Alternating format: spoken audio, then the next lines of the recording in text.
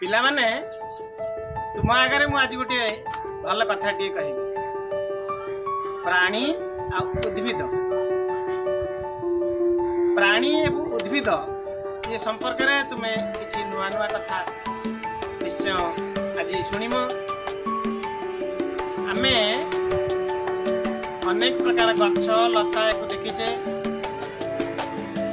जीवजंतु मानक देखीचे मुझे भितर केतोटी ना तुम आगे कहूँ शुण एवं तापर मत कह या भितर प्राणी किए उद्भिद किए।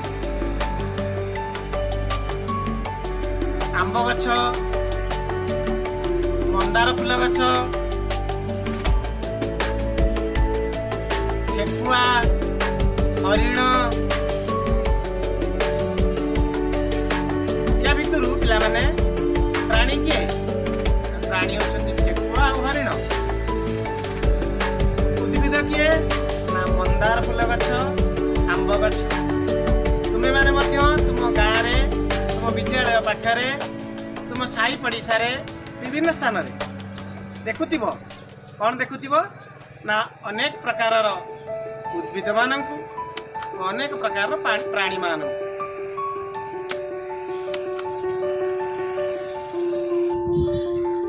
प्राणी हो कि उद्भिद हो एमाने छोटरू बड़ होइथांती छोटरू क्रमश बड़ होइथांती जीवन धारण करिबा पई किछि खाद्य ग्रहण करथांती एवं वंश विस्तार मध्य करिथांती। ये प्राणी मानक पई एवं उद्भिद मानक पई समान कथा। तुमे पिला माने तुम पाख पड़िशा साई गाँ एवं विद्यालय चारिपाखरे थिबा प्राणी उद्भिद मान को देख। छोट कुकुर पिलाटिए पिला होइतिला खाद्य ग्रहण कला पूरी बड़ वंश विस्तार कला सी कुकुर पिला बड़ होपर पुणी से कुकुर छुआ जन्म करुच्ची तार वंश विस्तार कर। मो बिराड़ी की देख सी ठीक से छोटू बड़ हो वंश विस्तार कर खाद्य भी खाऊ। गछ मान देख जी मंजी गछ गचर पुणी आउ टे बढ़ुची क्रमान्वये ता देहरे फूल फल से फल पुणी मंजी मंजी पुणी गछ हो। तेणु उद्भिद और प्राणी माने केते गुडे जिनिस होछि समान भाव में करते यथा श्वास क्रिया श्वास ग्रहण करिबा खाद्य ग्रहण करिबा वंश विस्तार करिबा एवं वृद्धि करिबा निज वृद्धि करिबा ये कथा प्राणी मान पाखे केतेटा फरक अच्छी पार्थक्य अच्छी। प्राणी और उद्भिद मान भर अनेक पार्थक्य अच्छी। कौन से पार्थक्य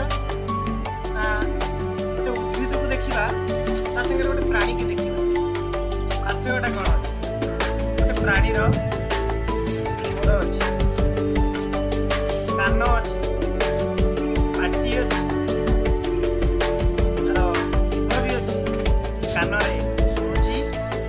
भी अच्छी कान शब्द करुच्ची पादरे चलुची गछर गछर गोड़ कान पाटी यू जिन आम देखिपारे यू पार्थक्य अच्छे। प्राणीटी मनकर गोटे बाघ सिंह कुकुर मनीष हाथी तुम घरे पोषा रखि बिराड़ी कुकुर ठेकुआ नेउल ये सब गोटे जगार आउ गोटे जगह को भल भाव जावासा कर देखुव किंतु गोटे गछ निज इच्छा गोटे जगार आउ गोटे जगह को सहजरे जापर प्राणी और उद्भिद भितर अनेक सामंजस्य अच्छी अनेक पार्थक्य रही। ये विषय को जिते परिवेश सहित खाप खाई देख अनुसरण कर अनुध्यान कर अधिक अधिक नुआ नुआ तथ्य जापर।